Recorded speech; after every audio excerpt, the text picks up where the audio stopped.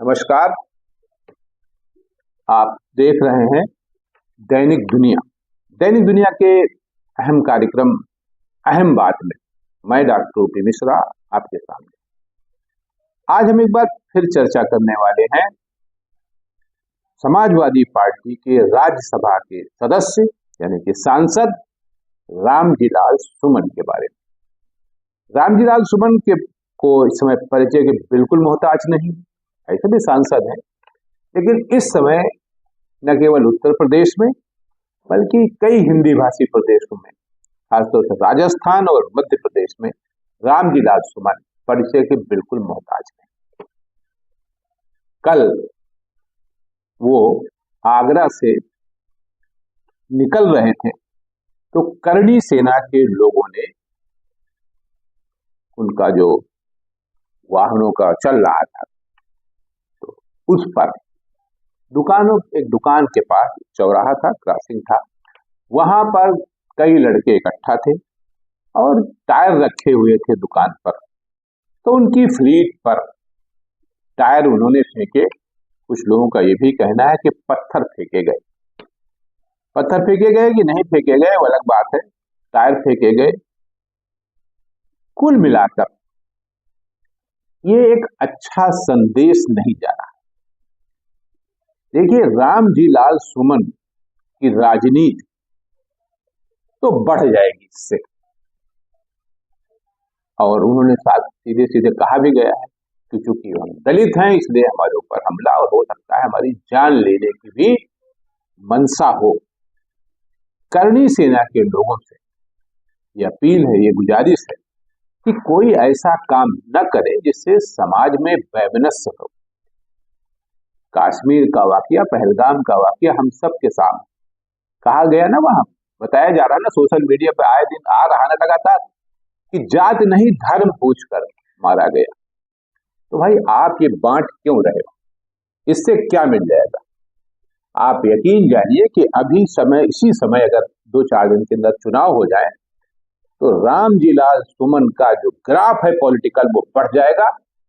और आप यद्यप direct politics नहीं है, पर्दे के पीछे से हैं, जैसे संघ कहता है कि हम राजनीतिक नहीं सांस्कृतिक संगठन है, तो आपका मतलब करणी सेना या करणी सेना को जो पोषण दे रहे हैं, जो संरक्षण दे रहे हैं, उनका ग्राफ डाउन हो जाएगा। सवर्ण क्लास जो है, चाहे क्षत्रिय सेना, उसमें जो है करणी सेना में क्षत्रिय समाज के लोग आते हैं। क्षत्रिय समाज या ब्राह्मण समाज का परसेंटेज आप उत्तर प्रदेश में देख लीजिए कितना है। तो इससे आपको कुछ खास मिलने वाला नहीं, लोगों की नाराजगी बढ़ेगी, खास तौर से SC ST समाज की बात ही आप जान, और OBC भी उसमें जुट जाएगा। और यही समाजवादी पार्टी के लोग चाहते हैं। अखिलेश यादव जी जो समाजवादी पार्टी के प्रमुख हैं वो भी यही चाहते हैं, इसीलिए ठंडा नहीं हो रहा। और ये मुद्दा 2027 में उत्तर प्रदेश के चुनाव तक चलता रहेगा, ऐसा मुझे लगता है। उत्तर प्रदेश की सरकार में भी इस समय कुछ बहुत अच्छा नहीं चल रहा। आए दिन फाइलें जल रही। फाइलें जलने का मतलब क्या होता है? कच्चा चिट्ठा जल रहा है, जो हमने घपले किए वो सब जलाए जा रहे हैं। तो कुल मिला के छवि सरकार की भी बहुत अच्छी नहीं। लेकिन इस तरह की जब घटनाएं होंगी तो एक्शन का रिएक्शन भले न हो रहा हो, लेकिन अंदर खाने कहीं न कहीं ये बात कचोट रही है और इसको हवा भी दी जा रही है कि जो क्षत्रिय समाज के लोग हैं, जिनकी परंपरा रही है कि दलितों के साथ अत्याचार करें, वो आज भी जारी है।